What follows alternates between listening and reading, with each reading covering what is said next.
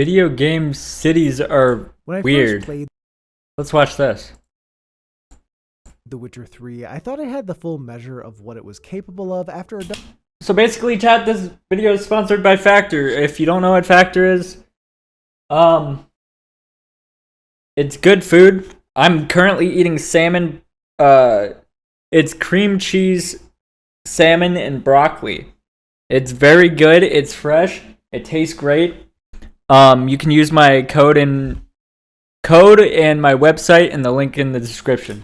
dozen or so hours of playtime, but then I reached Novigrad and it kind of blew my mind. I had played plenty of massive open world games by that point in my life, but while some had incredible and expansive wilds to journey across and others had dense and detailed cities to explore, I never played one that did both convincingly. In the ones that tried to, the cities never felt realistic. For instance, take Skyrim. While each of the cities are intriguing and impressive in terms of theming and visual design, they don't really feel like proper cities. They are far too small and singular in focus, and their populations are minuscule, with each city having the amount of people you'd historically expect to find in a small village and not a place with a fortified keep. I don't know, like when Nazim asks if you've been to the Cloud District lately, it's a bit baffling because how could you not, as there is barely any separation between it and the rest of Whiterun. Now, the choice to have smaller cities makes sense given the general design goals of Skyrim. They want you to feel like you can interact with anyone and anything, and creating bigger cities where most of the inhabitants and buildings largely act as set dressing would take away that aspect of the game. Also, trying to scale the cities to something that more closely resembled reality probably would have broken Skyrim's engine irrevocably. Regardless of it being the right choice for the game, it does still have the effect of making the world feel smaller in a way. It makes it all the more obvious that it is just a representation of a city and not an actual one. Novigrad, however, really feels like a city.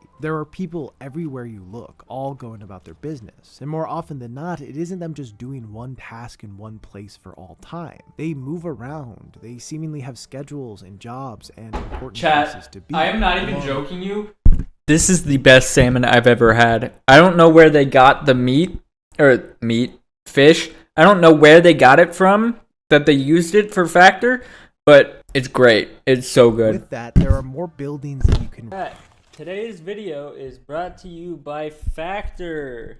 Factor75. Use my code and link down in the description below the video. So basically, if you don't know what Factor is, it's a meal prep service that gives you high quality ingredient meals. This one is herb cream cheese salmon.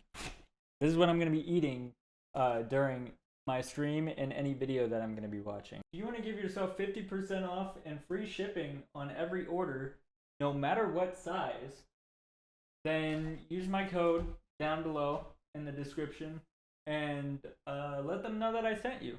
Thanks. And of course, every time you use my link or any sponsorship, it really helps me out. And I hope I can help you out by giving you something worthwhile. Thank you. Reasonably keep track of, the majority of which tower over you, making it feel like the city is a world of its own. It can't be understood in just one glance and is as easy to get lost within as the vast marshes and mountains of the world outside of the walls. Novigrad feels alive. There is an energy to it that's undeniable and makes the game far richer because of it. The city matches the scale of the rest of the world, and the way it operates, as well as the fact that it exists within a larger context, provides a sort of realism to it. There's a sense that it could... I'm sorry, but I don't know what this game is. Am I missing out? Let me know in the comments. ...be a real city in a real world. Now, of course, in reality, it couldn't and it isn't meant to be. Major cities are made to accommodate hundreds of thousands of people, and they require countless considerations in order to build something that supports those who reside within it simultaneously. In games, however, the design goal generally is to support just one person, the player. The infrastructure of a video game city doesn't need to provide anything for anyone living in it because their needs don't exist. It doesn't... It's like, Pokemon cities. Pokemon cities have like, unless you're talking about like Black and White, usually they have like 10 to 20 people at the most. And then sometimes Like, there's not much of a difference in Pokemon between towns and cities. Towns usually have like 5. Cities have like 10 and up. And usually it's not more than 30. They aren't really cities. They don't. And when they do have more than like 20 people in a city, you can't talk to them. They'll just talk out loud to themselves or to seemingly talk to other people. But they don't talk to you. It's weird. It's very weird. Matter that new ships will never come into Novigrad's harbor, or that these carts in Assassin's Creed 2 are always stationary, or that the power lines in Liberty City don't really make any sense. Although it does make for a fire Austin video. Actually, in that video, he makes I've seen this one. Video games are top-down representations of real spaces. The aim of developers is to capture a vibe, not create a functional space. So they aren't focused on creating practical cities. They're focused on creating something that feels close enough. We use the word simulation a lot when talking about video games, but holy crap, like whatever this stuff is in here, I'm sorry I keep talking about it, but this is just so good and I am going to buy more. Holy shit. Whatever this stuff is around the salmon in this, I know it's cream cheese, but there's other stuff in it too. Whatever it is so good.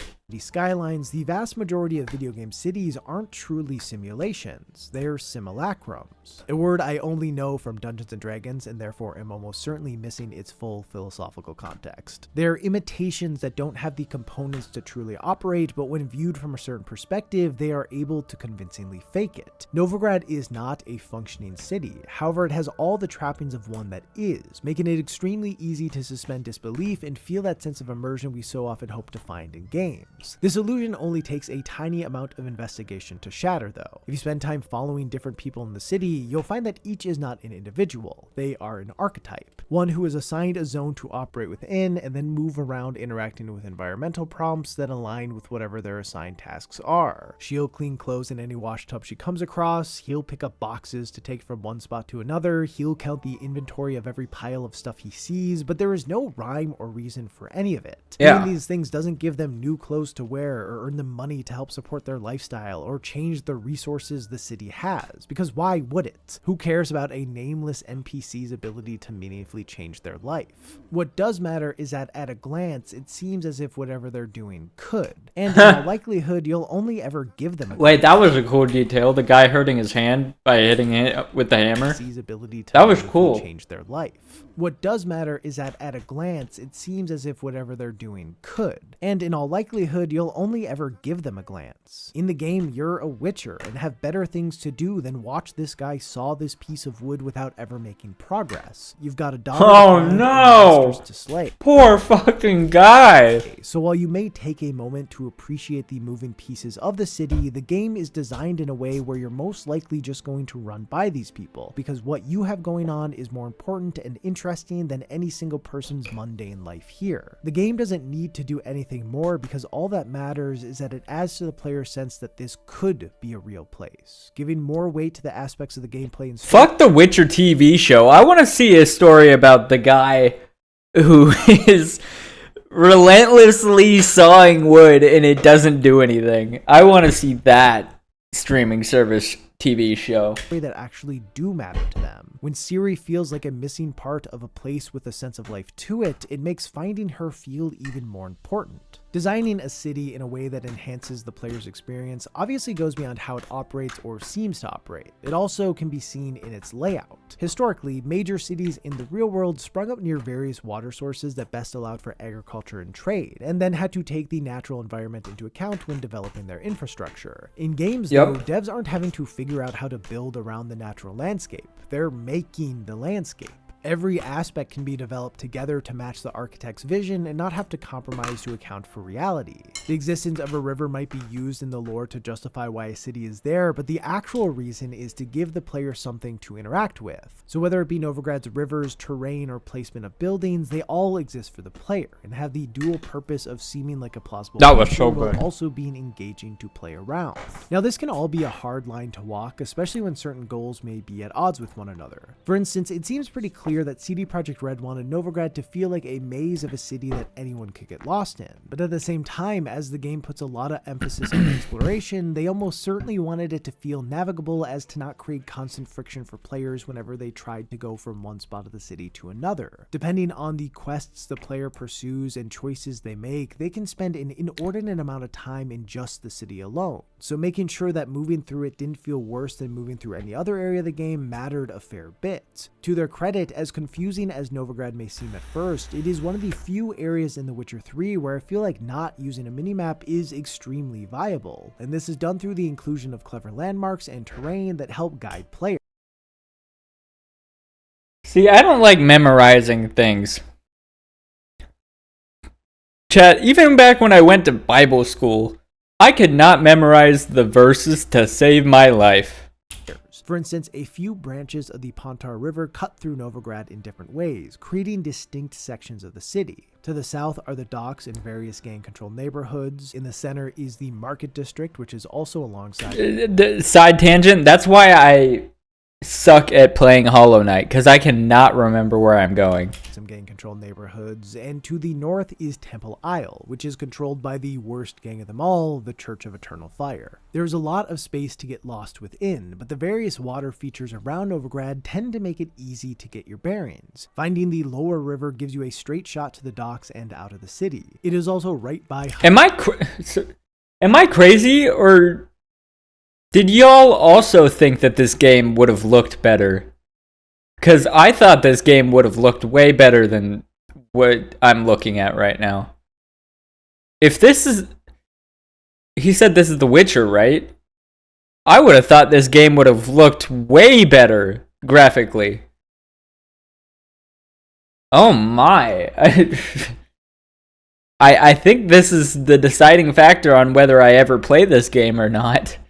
Unless somebody buys it and I have access to it. But I will not be buying it, because... How much is this game? Like, I've heard it was a super popular game, and it doesn't even look that good.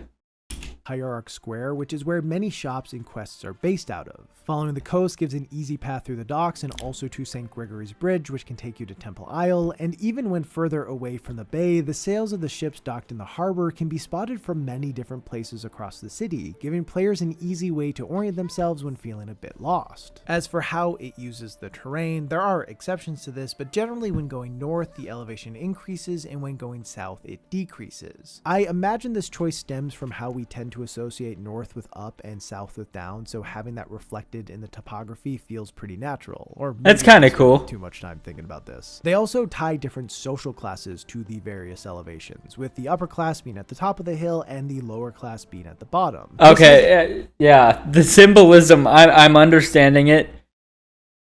It's pretty good. Yeah, that's pretty cool. A fair bit of historical basis. I'll give him props on that. Were often settled at the top of hills as they offered more protection from potential attacks, but here it mostly serves to further create a distinction between the various spots in the city. Quest design even plays a role in making the city more manageable to navigate by having the starting locations for main quests and major side quests all be pretty easy to keep track of. You can pretty much draw a straight line from the Rosemary and Thyme to Hierarch Square to Sigismund's Bathhouse to the Passiflora, and these are all places that are extremely significant to the story being told. I don't think I'm gonna play any of my new games today.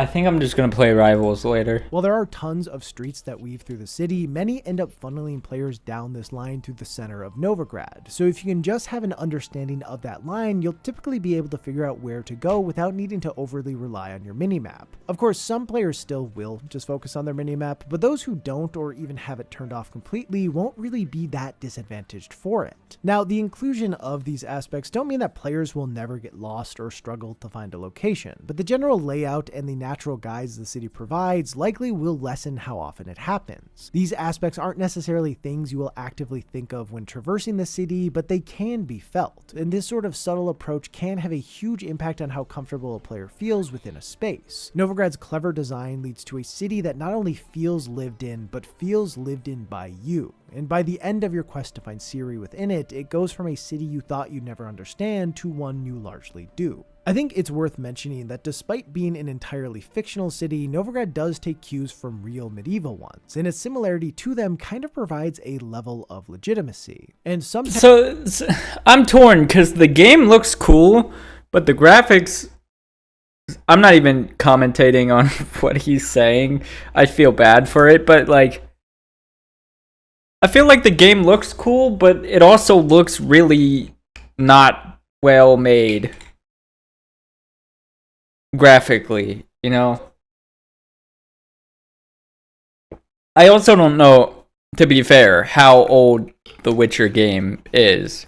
And I don't even know if this is the first one or one further along in the series. Because I don't know anything about The Witcher, really.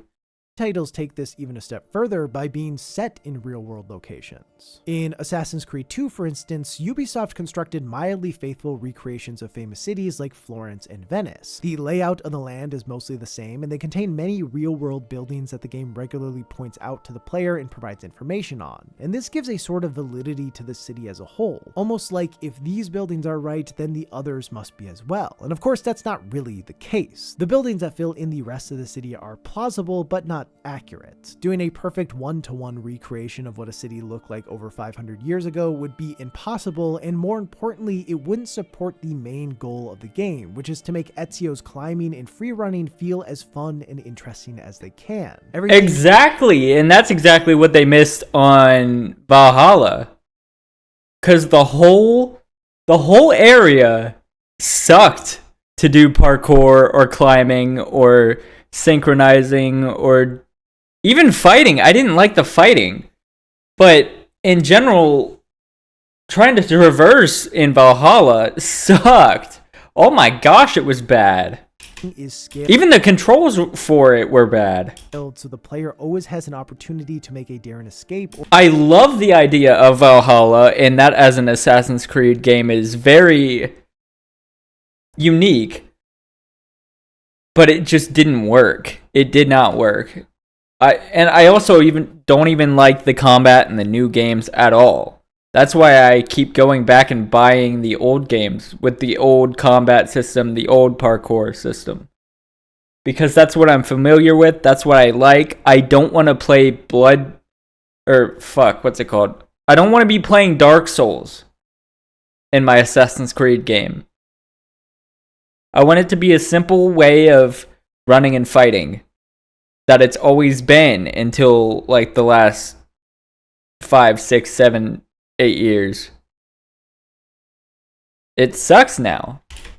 Or an undetected approach. Buildings tend to be perfect jumping distances from each other, windows and other ornamentations are spaced at just the right distance to almost never halt Ezio in his tracks, and of course, hay bales are never far from the highest lookouts in the city. It shows off just enough from reality to make the city believable, but then every aspect of how it operates, from the people walking around who you can blend in with, to scaffolding that helps you get from the street level to the rooftops, is in service of the gameplay. Another more modern example of this can be seen in Grand Theft Auto 5 with Los Santos. Now, while it is inspired by Los Angeles, Los Santos is clearly a fictional place. It has plenty of notable LA landmarks that even people who have never been there would recognize, but it isn't worried about presenting them faithfully, giving Rockstar more freedom with how they structure every bit of the city. In fact, they also do a lot to change up the terrain, and it actually uses the same elevation trick as Novigrad, where, at least in the city proper, going uphill tends to take you north and to richer areas, where going downhill brings you south into lower income parts of the city. A technique Rockstar seems to be somewhat fond of, as it can also be seen with Saint Denis in Red Dead Redemption 2. Regardless, the inclusion of aspects that many people see every day, whether it be in person or in film or television, provides a familiarity to the city that makes it more believable. But then everything else is meant to improve the gameplay. What I find most interesting about Los Santos, though, and this can really be said for every city in the Grand Theft Auto series, is that certain aspects that are brought in from real life serve their opposite function within the game. For example, traffic cones and delineators and stop signs aren't placed around the world to give you something to look out for and avoid. They are there for you to run into. Honestly, this is I love those things. The little traffic divider things that pop up I love those. Running over those is the most satisfying thing in the world, and I've wanted to do it in real life for forever now, but I know I never will. Pedestrians are around. Unfortunately. Grand Theft Auto is a series about ignoring inhibition, of leaning into chaos and giving in to the intrusive thoughts that cross your mind. The things that are there in real life to get us to pay attention and slow down and be safe are meant not just to be ignored in Grand Theft Auto, but to be transgressed. It is a city that looks the same as ones in the real world, but the way players are supposed to engage with it is fundamentally in opposition with how they would in real life. Honestly, I think this is part of why with GTA, like shooting a rocket launcher at a car, yeah. Other games that take a similar approach to it, people get annoyed that they can't enter every building they come across. While this obviously isn't something most of us would do in the real world, theoretically, you have the ability to break into almost anywhere. So the fact that in a game that is all about theft and destruction of property, most buildings don't have insides you can break into. Oh my gosh, imagine in GTA 6 they do that. I just thought about that. Imagine in GTA 6 you can enter every home, every building, every crevice of every single part of the map. That would be insane, and I would buy on day one. Also, why does... That's Franklin, right? That's his name? Why does he look like he's 3 feet tall? Into the absence is noticed. Of course, having interiors for every single building would be a ridiculous use of resources, and the benefits of it would not outweigh the toll it would have on the studio and the game as a whole. But pragmatism aside, not being able to rob any house does still have a slight negative impact on the experience the game is trying to cultivate. All things considered though, these hiccups that get in the way of crime sprees are pretty few and far between. The city and how it operates is designed to help allow the player to cause as much chaos as they want without many obstacles. Like, roads are bigger relative to cars than they are in the real world, making it easy to swerve between them. Also, despite Los Santos being based Bro, I would have never even noticed that. I never have thought about that hard to realize that. You never find yourself in a traffic jam. Curbs are low and easy to drive over, exits on the highway are frequent, and places to hide out from the cops during a chase where no one will rat you out are abundant. Like, even Los Santos' demographics play into this. There isn't a single kid in the city. If Rockstar had included them in order for the game to get a rating, they would have had to go with the Skyrim or Red Dead Redemption 2 route of making them invincible, which would have impeded on the player's ability to be as destructive as they want. So to not get in the way of that, they're just not there at all. The Grand Theft Auto series is meant to... Wait, not that I'm complaining, but are you really not allowed to kill, you know, in video games? I didn't know that. Again, not that I'm complaining, not that I think it's a bad thing, because it would be a bad thing if that was a thing that you could do. You know, I feel like I shouldn't have to explain myself on this. Feel like a chaotic playground, and while on the surface it resembles a real city, the shifts it makes to real things are just enough to allow you to engage with it in a way most people would never and should never in their own life. In contrast to this, in Rockstar's follow-up to GTA 5, Red Dead Redemption 2, the design goal seems much more about including things that will enhance the story of Arthur Morgan instead of the gameplay capabilities of the player. It is still a bit of a chaos playground, but by and large, the game wants players to explore Arthur's life and not just use him as an avatar for destruction. While there are choices that do influence who Arthur becomes, there is a distinct story the game is aiming to tell, and almost every aspect of the world plays a role in telling that story. And this is reflected beautifully with the city of Saint Denis. Reaching Saint Denis is a pivotal part of the story for Arthur. Chat, when the hell are they making an LOA? An LOA? Why can't I say LA? An LA noir game again. Or a Midnight Club game. When are they gonna do this? After GTA 6? After GTA 6, can they finally start making games again? Cause for the last like decade, it's been GTA 5 and Red Dead Redemption 2 and then nothing else. Please start making more games again.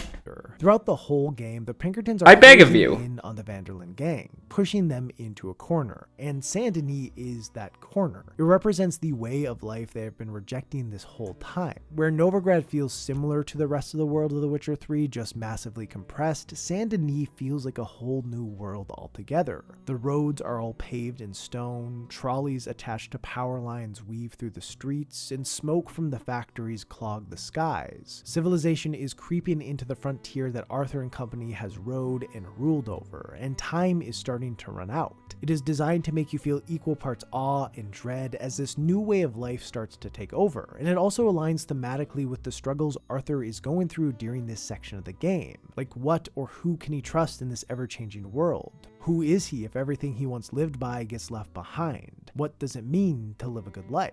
Technically, players can reach Saint Denis whenever they want, but coming by it through the natural progression of the Wait, game- I think I'm actually gonna get this game. Because I keep learning more things that I didn't know you could do in the game.